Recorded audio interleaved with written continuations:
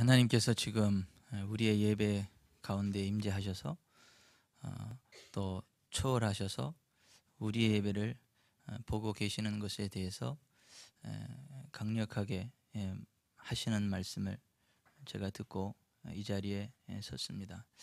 하나님은 우리의 예배를 보십니다.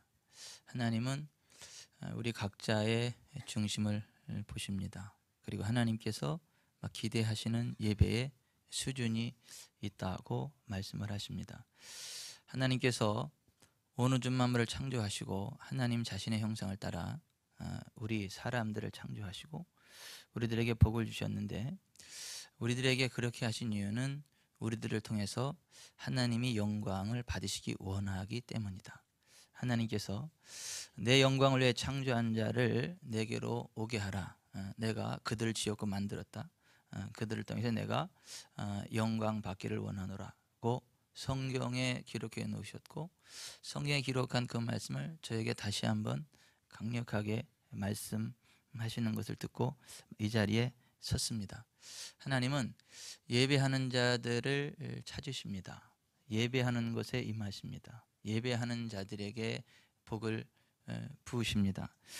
성경 전체의 관심은 예배에 있습니다. 하나님은 예배하는 자들을 찾으시고 예배하는 것에 강림하시고, 예배에 성공하는 자들에게는 하나님의 영광이 임하여서 하나님의 복이 임하지만, 예배에 실패하는 자들에게는 하나님의 영광이 임하지 않기에 삶에 곤고가 임하고 여러 가지 저주가 임한다고 말씀을 하십니다. 예배의 성공자 되는 곳에, 예배의 성공자에게 하나님의 영광이 임하는데, 하나님의 영광이 임하면 홍해가 갈라지듯 그 앞에 장애물이 갈라지고 그 홍해에 애굽 군대가 수장되듯 하나님의 자녀들을 괴롭히는 대적들이 수장되는 역사들이 나타나고, 이스라엘 백성들 광야 40년 동안 하늘에 만나가 내리는 것처럼 예배의 성공자로 하나님의 영광을 덧입는 자는 삶의 현장 속에 하나님이 주시는 풍성한 공급하심이 있게 될 것이고, 예배에 성공할 때 국가적인 회복이 있게 될 것이고, 바다의 풍부와 이방 나라들의 재물이 몰려오게 될 것이고, 하나님의 영광이 임하면서 슬픔의 날이 끝나게 될 것이다 고 말씀을 하시고, 심지어는 하나님의 영광이 임하면 죽은 자가 다시 살아나는 것과 같은 부활의 권능이 삶의 현장 속에 나타난다고 성경이 말씀하고 있고, 하나님께서는 우리 모두가 예배의 성공자가 돼서 하나님이 주시는 그 복을 모두 다 받아 누리기를 원하신다 말씀하십니다. 지난주의 강단을 통해서 하나님께서 선포하게 하신 말씀이 그 말씀입니다. 지난 시간에 이어서 오늘도 예배에 관한 말씀이 선포되어지는데요, 하나님은 예배를 무조건 다 받으시는 분은 아니시다. 하나님은 받으실 만한 예배를 받으시고 하나님께서 기뻐하지 않는 예배는 거절하신다 말씀하십니다. 창세기 4장 3절 이하에 세월이 지난 후에 가인은 땅의 소산으로 제물을 삼아 여호와께 드렸고, 아벨은 자기도 양의 첫 새끼와 그 기름으로 드렸더니 여호와께서 아벨과 그의 제물은 받으셨으나 가인과 그의 제물은 받지 아니하신지라는 말씀이 기록되어 있습니다. 가인과 아벨이 똑같이 하나님 앞에 제사를 드렸지만 하나님께서 아벨을 기쁘게 받으시고 아벨의 제사를 기쁘게 받으셨지만 가인은 받지 않으시고 가인의 제사를 받지 않으셨다고 말씀하고 있습니다. 구약의 제사는 신약의 예배와 똑같습니다. 구약에는 흠없는 제물의 피를 들고 사람이 할 수 있는 최선의 헌신을 가지고 하나님 앞에 나아가서 제사를 드리고, 신약은 흠없는 예수님의 피를 힘입고 각자가 할 수 있는 최고의 것, 최선의 것을 가지고 하나님 앞에 나아가 예배를 드리는 것으로 성경이 말씀하고 있습니다. 하나님은 모든 제사, 모든 예배를 받지 않으십니다. 하나님이 받으시는 예배가 따로 있고 하나님이 받으시는 예배자가 따로 있습니다. 예배를 드린 것에 의미가 있고 하나님께서 받으시는 예배가 의미가 있음을 성경은 말씀합니다. 레위기 10장 1절 2절에 아론의 아들 나답과 아비후가 각기 향로를 가져다가 여호와께서 명령하시지 아니하신 다른 불을 담아 여호와 앞에 분향하였더니 불이 여호와 앞에서 나와서 그들을 삼키매 그들이 여호와 앞에서 죽은지라 했습니다. 하나님께서 명하신 불을 가지고 하나님께서 명하신 방법대로 드리는 제사를 하나님이 받으시지, 하나님께서 명하시지 않은 다른 불, 하나님께서 명하시지 않은 다른 예물을 가지고 드리는 제사를 하나님은 받지 않으십니다.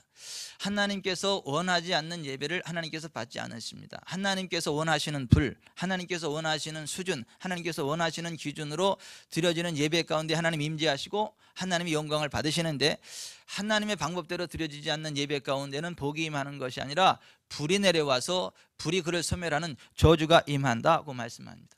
역대상 26장에 바라보면 유다의 10대 왕 우시야가 초창기에 겸손히 하나님의 선지자를 존중하고 그를 따라 하나님을 경외하는 예배자로 섰을 때 기이한 도우심을 힘입고 그가 강성하여지고 그의 명성이 원방에 퍼져나갔는데, 그가 강성하여짐에 그의 마음이 교만하여 하나님께서 세우신 영적 질서를 무시한 채 제사장들을 밀치고 직접 분향 제사를 드리다가 그것이 옳지 않다고 제재하는 아사랴 제사장에게 화를 내는 순간 그 이마에 나병이 생겼고 결국 별궁에서 죽는 날까지 나병으로 고통을 당하다가 쓸쓸하게 죽어가는 최후를 맞이했다고 말씀합니다.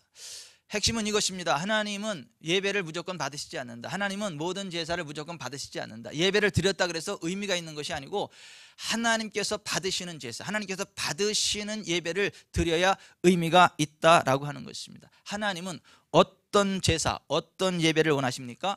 하나님 앞에 함께 모여 드리는 예배를 원하십니다. 시편 50편 4절 하나님이 선포하여 이르시되 나의 성도들을 내 앞에 모으라 그들은 제사로 나와 언약한 이들이니라고 말씀을 하십니다. 따라서 하십시다. 나의 성도들을 내 앞에 모으라 그들은 제사로 나와 언약한 이들이니라. 하나님은 우리에게 언약을 하시고 그 언약대로 행하시는 분이신데, 그 하나님의 언약이 어느 순간에 이루어지느냐 하면 제사 가운데 이루어진다. 제사로 이루어진다. 다른 말로 예배 가운데 이루어진다. 예배로 이루어진다라고 하는 것입니다. 예배 잘 드리면 하나님의 언약의 주인공이 됩니다. 하나님의 언약에 참석하는 자가 됩니다. 하나님의 임재 가운데로 나아가게 됩니다. 하나님은 제사로 언약하기 위하여, 하나님은 예배로 언약의 복을 주시기 위하여 말씀하십니다. 나의 성도들을 내 앞에 모으라. 여호와 하나님은 온 우주에 충만하신 하나님이십니다. 아니 계신 곳이 없으십니다. 우리가 하나님의 얼굴을 피할 수 없습니다. 하나님의 눈을 피할 수 없습니다. 이것을 깨달은 시편 기자가 이렇게 고백을 했습니다. 내가 주의 영을 떠나 어디로 가며 주의 앞에서 어디로 피하리이까? 내가 하늘에 올라갈지라도 거기 계시며 수월에 내 자리를 펼지라도 거기 계시니이다. 내가 새벽 날개를 치며 바다 끝에 가서 거주할지라도 거기서도 주의 손이 나를 인도하시며 주의 오른손이 나를 붙드시리다. 네, 그렇습니다. 하나님은 아니 계신 곳이 없으십니다. 우리가 하나님의 낯을 피할 수 없습니다. 하나님의 눈을 피할 수 없습니다. 하나님의 임재를 피할 수 없습니다. 하나님은 온 우주에 편만하신 하나님이십니다. 그럼에도 불구하고 성경은 하나님의 백성들이 하나님께서 원하시는 장소, 하나님이 거하시는 처소, 하나님의 성소, 성막, 성전 앞에 모여서 예배 드리는 것을 원하시고, 하나님은 성소에 모이는 것을 갖다가 여호와 앞, 하나님 앞이라고 말씀하고 있는 것을 또한 아시길 바랍니다. 하박국 2장 10절에 오직 여호와는 그 성전에 계시니 온 땅은 그 앞에서 잠잠할지니라. 하나님이 친히 말씀하십니다. 함께 합시다. 오직 여호와는 그 성전에 계시니 온 땅은 그 앞에서 잠잠할지니라. 하나님은 온 우주에 편만하신 하나님이시지만 특별히 성전에, 성소에 특별히 임재하시고 그것에 나와서 예배하는 자들을 기뻐 받으신다는 것이고, 하나님은 특별한 성소, 성전에 모여서 예배하는 것을 원하신다는 말씀입니다. 신명기 14장 23절 내 하나님 여호와 곧 여호와께서 그의 이름을 두시려고 택하신 곳이 있다고 말씀하죠. 그 택하신 곳으로 가서 제사를 드리고 예물을 드리고 함께 하나님 백성들이 축제를 드릴 때 하나님이 받으신다라고 말씀을 하고 있는 것입니다. 수가성 여인이 예수님께 와서 예배 장소에 관한 질문을 드렸습니다. 우리 조상들 사마리아 사람들은 이 산 그리심산에서 예배하였는데 당신 유대인들의 말은 예배할 곳이 예루살렘에 있다 하더이다. 이 질문에 대하여 예수님 이렇게 말씀하십니다. 여자여, 내 말을 믿으라. 이 산에서도 말고 예루살렘에서도 말고 너희가 아버지께 예배할 때가 이르리라. 너희는 알지 못하는 것을 예배하고 우리는 아는 것을 예배하노니 이는 구원이 유대인에게서 남이라. 아버지께 참되게 예배하는 자들은 영과 진리로 예배할 때가 오나니 곧 이때라. 아버지께서는 이렇게 자기에게 예배하는 자들을 찾으시느니라. 하나님은 영이시니 예배하는 자가 영과 진리로 예배할지니라. 얼핏 들으면 이 말씀은 예배를 위한 어떤 특별한 장소가 중요한 것이 아니고 영과 진리로 예배하는 것만이 중요하다는 말씀으로 들려질 수 있습니다. 하지만 이 말씀은 예배란 단지 어떤 구별된 장소 이전에 영과 진리로 예배하는 것이 우선이고 중요한 것임을 강조하는 말씀이지, 편리한 대로 어느 곳에서든지 영과 진리로 예배하기만 하면 된다는 의미는 아님을 아셔야 됩니다. 마태복음 18장 15절부터 20절에 보면 그 말씀의 원리가 잘 나오는데요. 내 형제가 죄를 범하거든 가서 너와 그 사람과만 상대하여 권고하라. 만일 들으면 내가 내 형제를 얻은 것이요, 만일 듣지 않거든 한두 사람을 데리고 가서 두세 증인의 입으로 말마다 확증하게 하라. 만일 그들의 말도 듣지 않거든 교회의 말하고 교회의 말도 듣지 않거든 이방인과 세례와 같이 여기라. 그 말씀하심으로 교회 공동체의 중요성에 대하여 강조하셨습니다. 이어서 이런 말씀을 하십니다. 진실로 너희에게 이르노니 너희가 무엇이든지 너희가, 그러니까 교회 공동체가 땅에서 매면 하늘에서도 매일 것이요 무엇이든지 땅에서 풀면 하늘에서도 풀리리라. 진실로 다시 너희 교회 공동체에게 이르노니 너희 교회 공동체 중에 두 사람이 땅에서 합심하여 무엇이든지 구하면 하늘에 계신 내 아버지께서 그들을 위하여 이루게 하시리라. 두세 사람이 내 이름으로 모인 곳 교회 공동체 예배당에는 나도 그들 중에 있느니라 고 말씀하셨습니다. 교회 공동체로 모여서 예배하고 하나님 앞으로 나아가는 것이 얼마나 중요한 것인가를 지적하시는 말씀입니다. 구약과 신약의 연계성과 복음의 완성도를 심도 있게 보여주는 히브리서 기자도 이런 말을 했습니다. 서로 돌아보아 사랑과 선행을 격려하며 모이기를 피하는 어떤 사람들의 습관과 같이 하지 말고 오직 권하여 그날이 가까움을 볼수록 더욱 그리하자. 성령의 사람은 모이기를 힘쓰게 하고 또 하나님이 기뻐하시는 사역은 모여서 함께 격려하고 세워주고 하나님을 예배하도록 세우는 사역을 하나님이 원하신다라고 하는 것이고, 그 사역이 바로 성령님의 사역임을 말씀하고 있습니다. 여기 권한다는 헬라어가 파라칼레오라는 말인데 성령님의 사역을 이야기하는 것입니다. 소환한다, 초청한다, 권한다, 훈계한다, 격려한다, 애원한다, 간구한다. 성령 충만한 사람은 모이기를 힘쓰도록 하는 사역을 하고 함께 모여서 사랑하고 격려하고 축복함으로 하나님께 나아가는 사역에 힘쓰는 사역을 하게 한다. 성령은 하나 되게 하시고 성령의 하나 되게 하신 것을 힘써 지킬 것에 대하여 성경이 말씀하고 있음을 기억하십시오. 성령의 사람이 되십시오. 성령님의 강건함을 따라 나아가십시오. 성령님의 강건함을 따라 하나님의 백성들을 모으는 귀한 사역하시기를 주 예수 그리스도의 이름으로 축원해 드립니다. 구원받은 하나님의 백성들이 한몸된 교회 공동체로 모여서 함께 하나님을 예배하고 경배하며 서로 돌아보아 사랑과 선행을 격려하며 함께 서가는 것이 얼마나 중요한지, 하나님께서는 나의 성도를 모으라, 그들은 제사로 나와 언약한 자들이니라고 말씀하고 있습니다. 사도 바울이 세계 선교 여행을 했습니다. 선교하는 곳에 구원받은 영혼들을 지역으로 모여서 지역 교회 공동체로 모이게 했고 예배 공동체로 하나님 앞에 서갈 수 있도록 격려했다라고 하는 것입니다. 각 지역마다 전도로 끝난 것이 아니라 그 지역에 교회 공동체로 모여서 하나님을 섬길 수 있도록 서로 격려할 수 있도록 묶어놨다는 것입니다. 그리고 각 지역의 교회 공동체를 향해 서신들을 보냅니다. 로마 교회, 고린도 교회, 갈라디아 여러 교회, 에베소 교회, 빌립보 교회, 골로새 교회 등등 그 지역의 교회 공동체들을 향하여 개개의 서신서들을 보내는 것을 보게 됩니다. 요한계시록 1장부터 3장에 보면 부활하신 예수님께서 사도 요한에게 나타나셔서 소아시아 7교회에 대하여 말씀하시는 것을 보게 됩니다. 내가 보는 것을 두 마리에 써서 에베소, 서머나, 버가모, 두아디라, 사데, 빌라델비아, 라오디게아 등 7교회에 보내라. 개교회를 향한 메시지를 하나님께서 개교회에 세우신 하나님의 사자들을 통하여 전달하게 하시는 모습을 보게 됩니다. 주님의 말씀을 따라 사도 요한이 소아시아 7교회의 사자들에게 각각의 교회들을 향하신 주님의 말씀을 편지로 써서 각각 보내어지는 것을 보게 됩니다. 무슨 말씀입니까? 하나님께서는 각각의 교회 공동체를 귀하게 보신다는 말씀입니다. 각각의 교회 공동체가 하나님께서 기뻐하시는 모습으로 함께 서가는 것을 하나님께서 기대하신다는 것입니다. 하나님께서는 각각의 교회 공동체를 통하여 하나님의 일을 이루시고 하나님의 나라를 확장해 가신다는 것입니다. 여러분, 한 교회 한 교회를 귀한 줄을 아시기 바랍니다. 교회를 격려하고 세워주고 서로 함께 서가야 된다는 걸 기억하시길 바랍니다. 우리는요, 이단이 아니라면 그 교회가 연약하고 부족하고 실수가 있고 허물이 있음에도 불구하고 그 교회를 격려해야 됩니다. 세워야 됩니다. 함께 세워가야 됩니다. 서가야 됩니다. 그것이 주님께서 원하시는 모습입니다.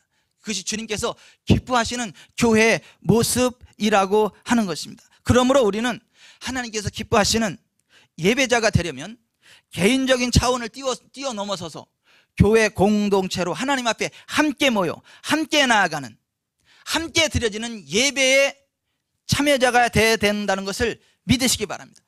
예수님이 교회에 대하여 말씀하시면서 두세 사람이 내 이름으로 모인 곳에는 나도 그들 중에 있느니라고 말씀하셨습니다. 제가 봉담교회, 제 모교회입니다. 제 모교회에서 신학생 때 있었던 일입니다. 어떤 분이 하나님의 은혜를 받고 싶어서, 은사를 받고 싶어서 교회에 오지 않고 자기 집안 골방에다가 하얀 종이에다가 십자가를 붙여놓고 그 앞에 성경상을 놓고 혼자 열심히 기도하고 있었습니다. 그때 담임 목사님이 어디 멀리 출타 중이셔서 담임 목사님이 부재 중이셨고 거기에 신학하시던 한 여 집사님이 계셨는데 그 분이 담당하던 구역원이었습니다. 저를 찾아오셨어요. 저 신학생인데 전도사님, 저하고 가보셔야 되겠습니다. 암흑의 성도가 이상합니다.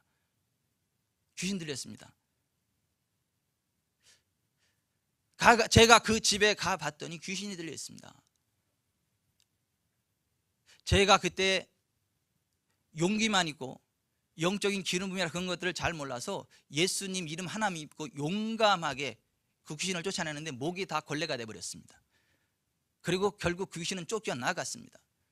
근데 나중에 귀신 들린 원인을 딱 파악을 해보는데 이분이 교회가 아닌 자기 집 골방에다가 십자가를 올려놓고 거기 성경상을 놓고 자기 혼자 하나님 앞에 나아가겠다 그런 교만한 마음으로 혼자 기도하며 나아갔던 것입니다. 주의 종의 간섭을 받지 않고 혼자 하나님의 은혜를 받겠다고 영 분별이 안 되니까 귀신이 확 들어가 버린 것입니다. 제가 그 십자가를 띄었습니다. 십자가가 문제가 아니라 교만함으로 하나님 앞에 서는 것, 교회의 질서, 주의 종의 영적 간섭을 거부하는 게 교만입니다.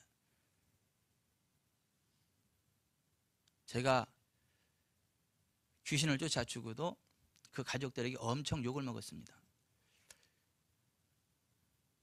그리고 교회 장로님들한테도 혼났습니다.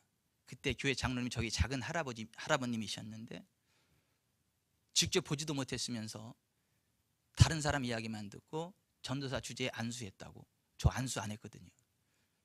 예수 이름으로 쫓아냈죠. 근데 다른 사람 말만 듣고 안수했다고. 여러분, 직접 보지 않은 것에 대해서 함부로 말하는 거 조심하십시오. 혼났습니다. 제가 그때 속상해서 이런 마음 들었습니다. 용서하시고 들으세요. 내 참 더러워서 빨리 목사 안수 받든가 해야지.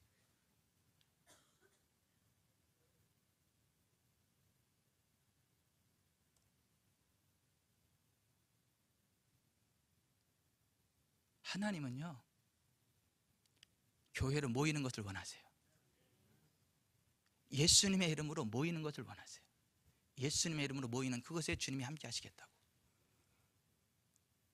구약적인 배경을 가지고 신약의 복음을 심도 깊게 설명하는 히브리서 기자가 서로 돌아보아 사랑과 선행을 격려하며 모이기를 피하는 어떤 사람들의 습관과 같이 하지 말고 오직 권하여 그날이 가까움을 볼수록 더욱 그리하자. 모이기를 힘쓰라는 이야기죠.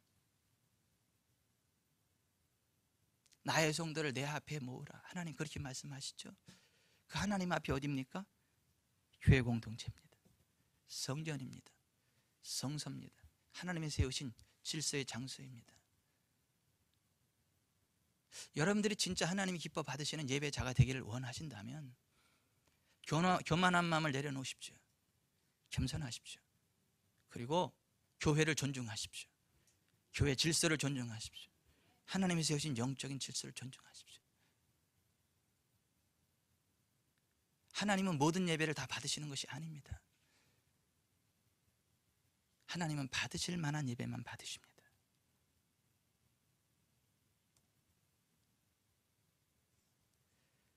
하나님은 어떤 예배를 원하십니까? 영광과 권능을 여호와께 돌리는 예배를 원하십니다. 이 말을 오해하지 마십시오. 가정 예배 필요 없다는 말 아닙니다. 가정 예배 하나님이 기쁘게 받으십니다. 전 지금 가정 예배를 반대하는 게 아닙니다. 가정에서 예배드리면 하나님이 안 받으신다, 제가 그 얘기를 하는 게 아닙니다.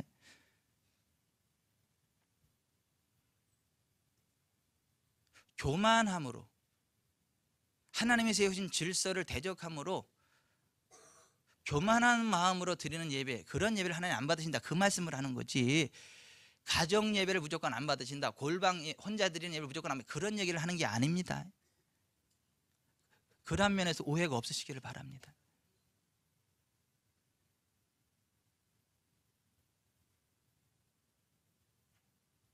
여러분의 가정에서 예배가 드려지기를 바랍니다. 하나님이 세우신 질서 아래서, 교회의 우선순위 안에서. 여러분, 하나님은 어떤 예배를 원하십니까? 영광과 권능을 여호와께 돌리는 예배를 원하십니다. 오늘의 본문 시편 96편 1절부터 7절 보십시오. 같이 읽습니다. 새 노래로 여호와께 노래하라. 온 땅이여 여호와께 노래할지어다. 여호와께 노래하여 그의 이름을 송축하며 그의 구원을 날마다 전파할지어다. 그의 영광을 백성들 가운데, 그의 기이한 행적을 만민 가운데 선포할지어다. 여호와는 위대하시니 지극히 찬양할 것이요 모든 신들보다 경외할 것이며 만국의 모든 신들은 우상들이지만 여호와께서는 하늘을 지으셨음이로다. 존귀와 위엄이 그의 앞에 있으며 능력과 아름다움이 그의 성소에 있도다. 만국의 족속들아 영광과 권능을 여호와께 돌릴지어다. 여호와께 돌릴지어다. 여기에 보면 계속 강조되는 말씀이 뭐죠? 여호와께, 그의 구원, 그의 영광, 여호와께, 하나님께라고 하는 그것이 13번이나 계속 반복되는 것을 보게 됩니다. 여러분, 교회가 해야만 하는 사명들이 있습니다. 예배, 선교, 교육, 교제, 봉사. 이것은 해도 되고 안 해도 되는 게 아닙니다. 반드시 해야만 하는 교회의 사명이고 사역입니다. 그런데 예배를 제외한 그 모든 것들은 대상이 사람들입니다. 선교도 대상이 사람이고, 교육도 대상이 사람이고, 교제도 대상이 사람이고, 봉사도 대상이 사람입니다. 그러나 예배만큼은 그 대상이 하나님이십니다. 오늘 본문에 여호와께, 그의 이름, 그의 구원, 그의 영광, 그의 성소 등 여호와 하나님을 지칭하는 단어가 계속해서 강조되고 있는 것들을 보게 됩니다. 예배의 모든 것이 하나님을 향한 것이어야 합니다. 하나님과의 관계가 제일 중요하고, 하나님을 향한 행위가 가장 중요하고, 하나님을 향한 인간의 나아감이 중요합니다. 예배는 하나님을 만나는 사건이고, 인간이 하나님께 나아가는 행위이고, 경배와 찬양을 하나님께 드리는 일이기 때문에 신앙생활과 교회의 모든 사역들 가운데 예배가 가장 중요한 것입니다. 예배를 실패한 봉사 의미 없습니다. 예배를 실패한 전도 의미 없습니다. 예배를 실패한 헌금 의미 없습니다. 예배를 실패한 교제 유익이 없습니다. 진짜 저 여러분이 예수님 안에서 거듭난 하나님의 자녀고, 진짜 천국과 지옥이 있음을 알고 진짜 하나님의 자녀답게 살아가기를 원하신다면 진짜 하나님 주시는 복된 인생이 되기를 원하신다면 삶의 축이 예배여야 합니다. 삶의 목적이 예배여야 합니다. 삶의 중심이 예배여야 합니다. 왜 사냐고 물어보면 나 예배하기 위해 삽니다 라고 해야 돼요. 왜 돈을 법니까? 라고 할 때 나 예배하기 위해서 돈 법니다, 이 고백이 나와야 돼요. 왜 옷을 삽니까? 내 하나님 앞에 최고의 아름다운 모습으로 예배 드리려고 옷을 삽니다. 이렇게 대화가 이렇게 돼야 됩니다.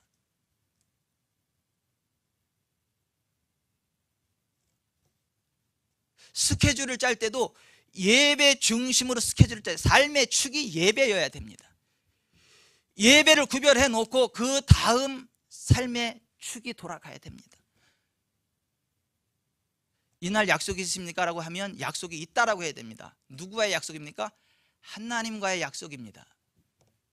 그날 시간 되세요? 죄송합니다, 제가 선약이 있습니다. 너무도 귀한 분과 선약이 있어서 그 시간만큼은 안 됩니다. 이렇게 하는 것이 하나님 백성의 마땅한 삶의 태도입니다. 삶의 축이 예배여야 합니다.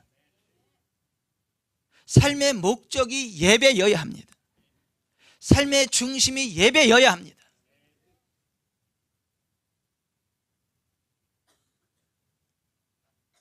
하나님의 백성들에게 있어 예배가 차지하는 비중은 절대적입니다.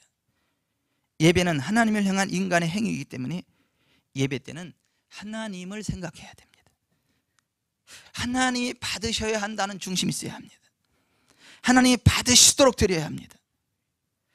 하나님께 영광이 되는 예배가 되도록 중심을 세워야 됩니다. 예배의 대상이 하나님에게서 나에게로 옮겨지면 안 됩니다. 예배의 대상이 하나님에게서 사람에게로 옮겨지면 안 됩니다. 여러분, 기쁠 때만 하나님을 예배하는 게 아닙니다. 내가 기분 나빠도 예배는 드려야 되는 거예요.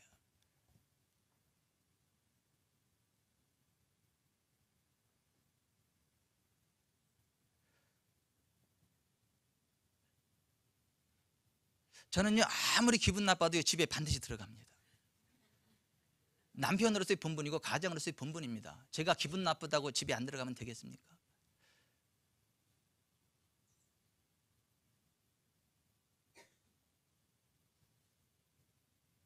제가 기분 나빠도 반드시 제 아내 옆에 눕습니다.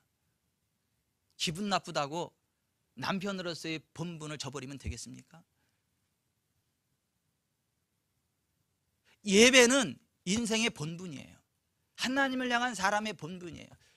내가요, 기분이 꾸리꾸리해도 예배는 드려야 돼요. 내가요, 속상해도요, 예배는 드려야 돼요.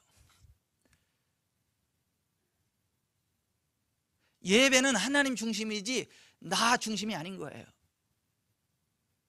예배는 하나님께만 집중해야 돼요. 사람에게 시선을 빼앗기면 안 돼요. 여러분, 예배 가운데 누구만 보여야 됩니까? 하나님만 보여야 돼요. 무엇만 들려야 됩니까? 하나님의 말씀만 들려줘야 돼요. 여러분, 예배 드릴 때 다른 사람이 은혜 받는 모습이 여러분 눈에 비춰지면 여러분은 예배를 실패한 거예요. 여러분, 예배 가운데 다른 사람이 조는 모습이 여러분 눈에 들어오면 여러분은 예배자로서 실패한 거예요. 여러분의 시선이 하나님께로 향해야 돼요. 여러분의 중심이 하나님께로 향해야 돼요. 하나님만 보여야 돼요. 옆에서 누가 까무러치는 것도 몰라야 돼요. 옆에서 누가 눈물 흘리는 것도 몰라야 돼요. 왜요? 하나님께만 집중하기 때문에. 하나님을 사랑하는 게 예배거든요. 하나님을 존경하는 게 예배거든요. 제가 제 아내를 사랑했거든요. 연애했거든요. 커피집에 가서 커피도 마셨거든요. 담배 연기 자욱한 곳, 음침한 곳, 이곳저곳 떠드는 곳. 근데 제 눈에는 누구만 들어옵니까? 제 아내만 들어옵니다. 누구 소리만 들립니까? 제 아내 소리만 들립니다. 잘 안 들리면요, 귀를 쫑긋 세워서. 그것이 사랑이죠. 그것이 존경이죠. 연애하는 사람이 자기 애인 외에 다른 사람이 보이면 이미 그건 끝난 거예요. 다른 사람의 말이 들리기 시작하면 이미 그건 끝난 거예요. 예배는 하나님을 사랑하는 거예요. 예배는 하나님을 존경하는 거예요. 예배는 하나님께 집중하는 거예요. 하나님 외에 다른 것이 보여지면 안 돼요. 하나님의 음성 외에 다른 것이 들려지면 안 돼요. 하나님의 생각 외에 다른 생각이 내 속에 들어오면 안 돼요.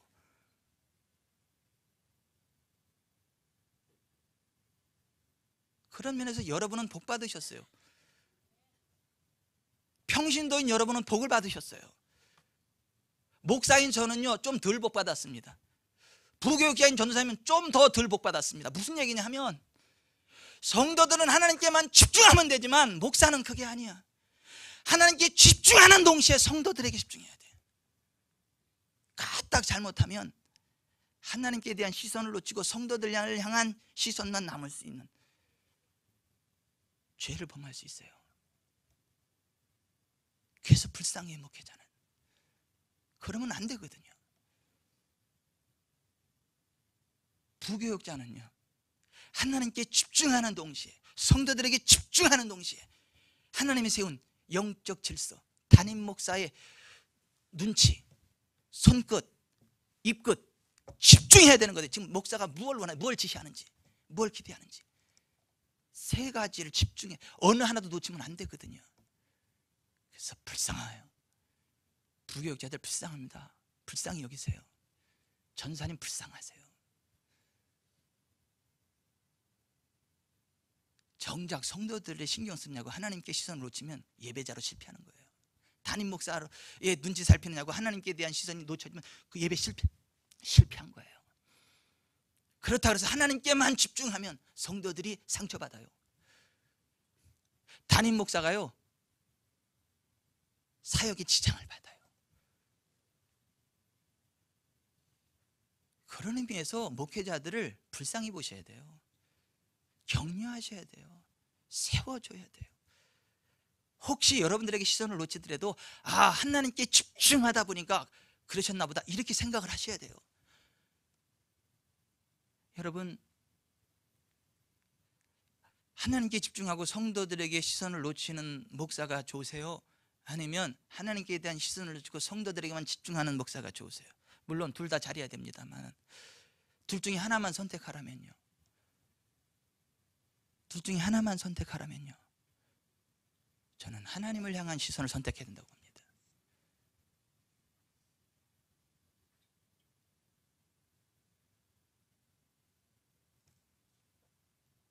영광과 권능을 여호와께만 올리는 예배를 하나님 원하세요.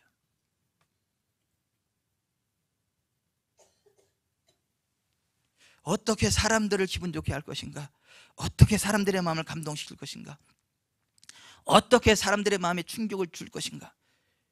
예배의 초점이 하나님에게서 사람으로 바뀌면 안 돼요. 그것은 예배가 아닙니다. 우리가 놓치기 쉬운 점이 바로 그 점입니다. 사람들의 편의에 맞춰 형식과 격식을 파괴하는 것은 옳지 않습니다. 하나님께서 어떻게 생각하시고 하나님께서 어떻게 받으시는지에 관심이 있어야 됩니다. 어떻게 사람들의 관심을 끌어모을 것인가로 예배의 중심이 하나님이 아닌 사람으로 바뀌면 안 되는 것입니다. 예배의 본질은 사람이 아닌 하나님이십니다. 예배에 임하는 모든 사람은 철저한 예배자로 서야 됩니다. 여러분, 찬양 사역자들 잘 들으십시오. 여러분은 찬양 사역자로 여기 쓰는 게 아닙니다. 찬양으로 하나님을 예배하기 위해서 쓰는 거예요. 찬양하는데 하나님이 아닌 사람들이 의식된다면 예배자로서 실패한 거예요. 찬양 사역자가 아니라 예배자로 서야 되는 것이에요.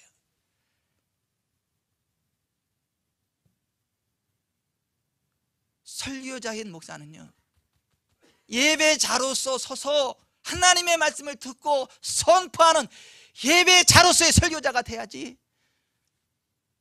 자기 하고 싶은 말을 하는 설교는 그건 예배가 아니에요. 성도들의 비유나 맞추려고 하는 설교는, 그런 설교자는 그 예배자가 아니에요. 하나님의 말씀을 듣고 그 말씀을 화면으로 받고 내가 먼저 화면으로 받고 동시에 선포하는 설교자. 하나님이 저에게 너무 강력하게 말씀하시더라고요. 내가 너한테 준 메시지 내려놓지 마. 너는 너야. 다른 사람 흉내내려고 하지 말고 보편성 추구하지 말고 내가 너에게 부어준 은사를 지켜. 내가 너에게 준 메시지 지켜.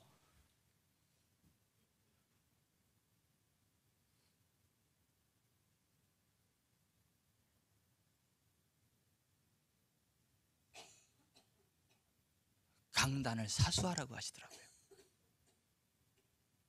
이 강단을 사수하라고 하시더라고요.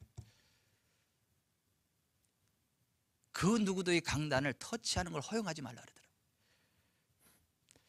너무 강력하게 말씀하세요.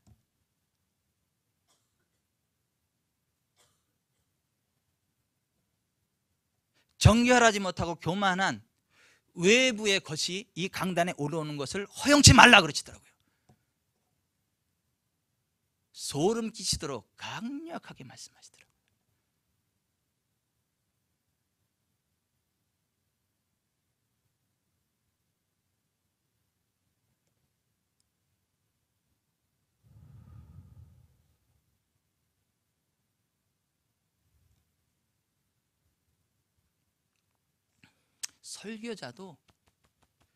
설교자 이전에 예배자로 서야 돼요.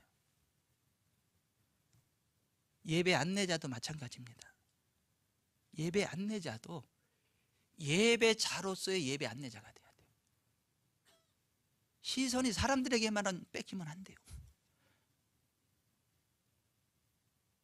뒤에 멀티 방송부 잘 들으세요.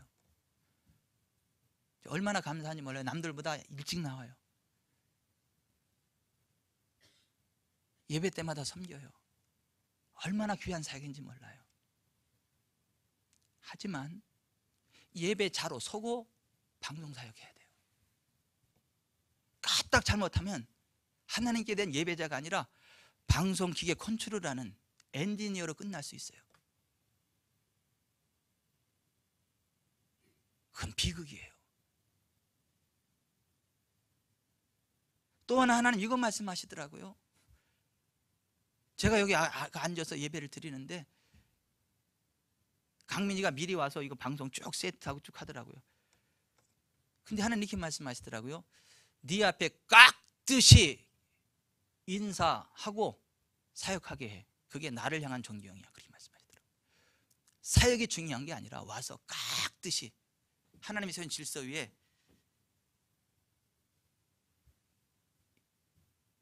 존경으로 겸손함으로 인사하고 사역하게 하라. 제가 깜짝 놀라서 일어나가지고 강민아 일로 와봐. 강민아 일로 와봐. 지금 하나님 이 말씀 하시네. 다음부터는 와서 사역하기 전에 여기 와서 내가 서로 못 보는 아이들 와서 깍듯하게 인사하고 그리고 사역해라.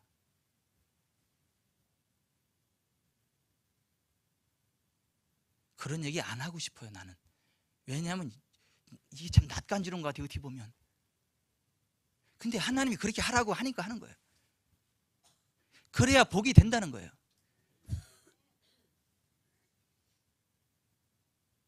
그게 예배자로서의 모습이라는 거예요. 하나님이 세우신 질서,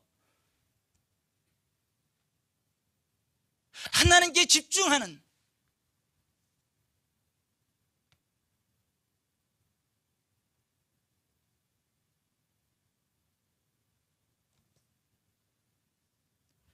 찬양 사역자도, 설교자도, 예배 안내자도, 방송 사역자도, 예배와 연관된 모든 사람들이 모두 다 철저한 예배자로 서야 됩니다. 예배자가 아니라 사역자로만 남으면 안 돼요. 열심히 사역하고 버림받을 수 있어요. 내가 남은 돌이킨 후에 도리어 내가 버림받을까 두렵다. 사도 바울이 그런 말 있죠.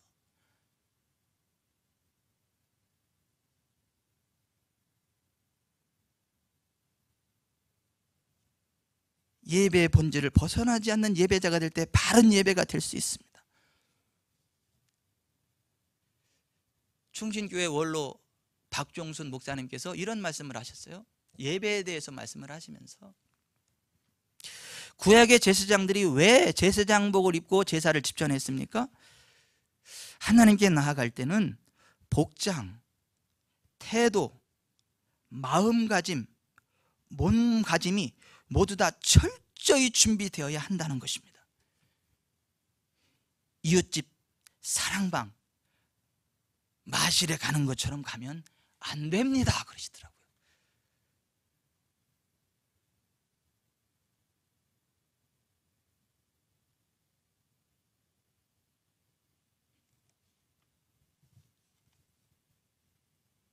철저히 준비하고 마음을 다지고 기도로 준비하고 예배자가 되는 것이 목회자와 모든 성도들이 회복해야 될 과제입니다. 구약시대 제사장의 모습으로 예배를 드려야 돼. 그래서 우리를 왕과 제사장으로 만드셨다고 말씀하세요. 여러분을 예수님의 피로 사서 왕과 제사장이 되게 하셨다고 말씀하세요. 구약시대 제사장의 모습으로 여러분 하나님 앞에 예배자로 나아갈 것을 주문받고 있는 것입니다.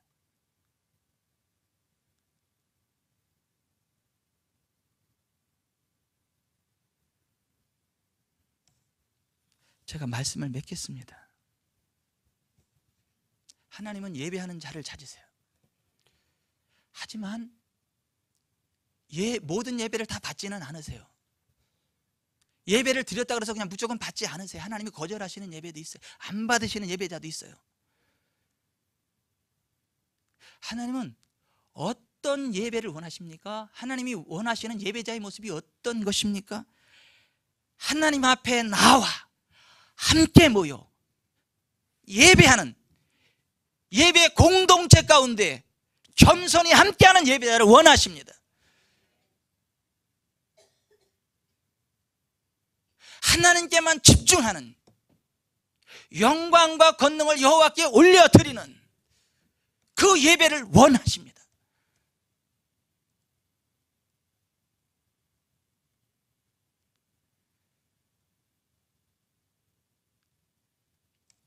다음 주에도 계속해서 하나님께서 원하시는 예배에 관한 말씀이 선포될 거예요. 그러나 오늘 기억하십시오. 하나님이 모든 예배를 다 받지는 않으신다는 것을. 하나님은 교회 공동체로 모이는 것을 기뻐하시고 함께 모여서 사랑과 선행을 격려하고 세워주고, 여러분 사랑하십시오. 격려하십시오. 흉을 보지 마세요. 허물을 보지 마세요. 사랑하세요. 격려하세요. 제가 다시 말씀드립니다. 여러분 흉 보지 마세요. 허물 보지 마세요. 격려해 주세요.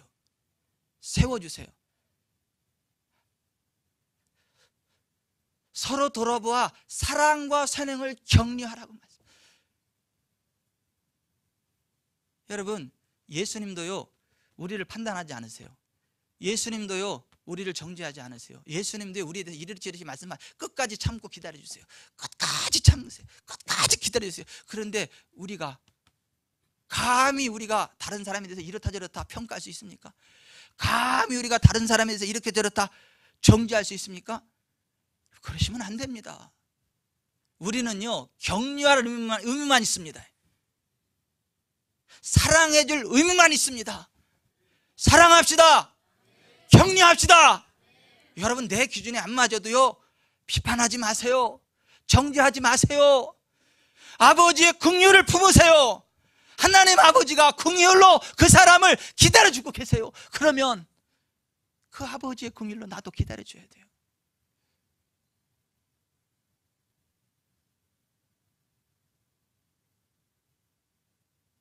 여러분 저도 부족함이 많은 목사죠.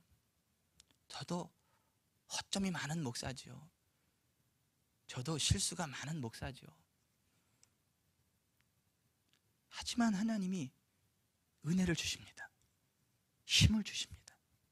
깨닫게 하십니다. 세워가십니다. 기다려 주십니다. 하나님께서 지금 저를 만들고 계세요. 하나님이 지금 저를 세워가고 계세요. 하나님이 저를 온전하게 하고 계세요. 지금 여러분 아쉬움이 조금 있는 게 아니라 많이 있어도 사랑해 주세요. 격려해 주세요. 축복해 주세요. 도망만 가지 마세요. 그러면 하나님이 여러분의 기대 이상으로 이병천 목사를 세우실 거예요. 이병천 목사가 잘나지는 게 아니고 하나님의 은혜가 만들어 갈 거예요.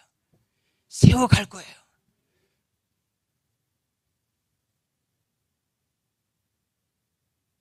여러분같이 좋은 성도를 저에게 붙여주신 하나님을 찬양합니다. 목사의 실수 허물이 보일 때마다 사랑으로 다가와서 격려하고 세워주고 뒤에서 묵묵히 기도해주고 사랑의 마음으로 목사님 이러면 더 좋을 것 같아요. 목사님 제 마음에 이러한 부담이 있는데 그 부분에 대해서도 목사님 한번 생각해 보시고 기도해 보셨으면 좋겠어요. 이렇게 저에게 말씀해 주시는 분들이 저희 교회는 있으세요. 제가 그분들의 이야기를 듣고 무조건 아멘 하는 게 아니라 열심히 받아 적습니다. 또박또박. 그리고 하나님 앞에 와서 여쭙습니다. 하나님, 제가 이런 얘기를 들었는데요, 하나님도 그렇게 생각하세요? 제가 이 얘기 받아들여야 되는 거 맞나요? 그러면 하나님이 그래 라고 하실 때 있어요. 어떤 거는 아니야 라고 말씀하실 때 있습니다.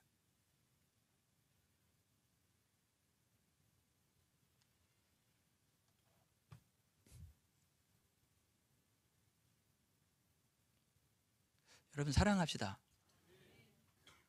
격려합시다. 세워줍시다. 비판하지 맙시다. 판단하지 맙시다. 제가 그 부분을 회개했어요. 설교 때 너도 잘나지 못한 주제에 자꾸 다른 목사님들의 부족한 것, 실수 허물을 비판하고 비평하고, 그거 결코 하나님이 기뻐하시는 게 아니더라고요. 그래서 앞으로는 그런 거 안 해야 되겠다고 결심을 했고요. 하나님 안 하게 해달라고 제가 기도했고요. 혹시 또 제 속에 그런 게 나오려고 하면 그 순간 깨닫게 해주시고 돌이키게 해달라고.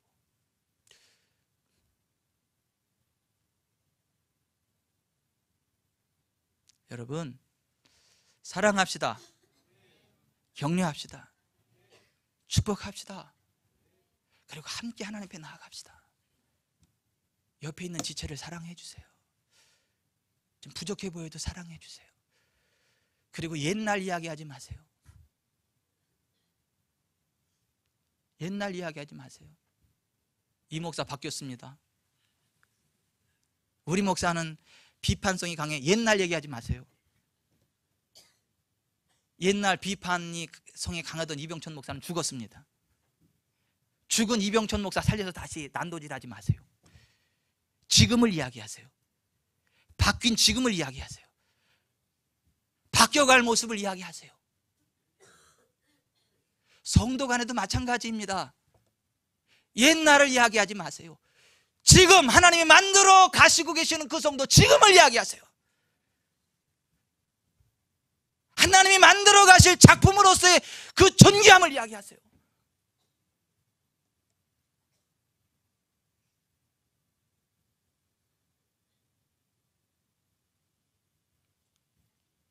하나님께만 집중합시다.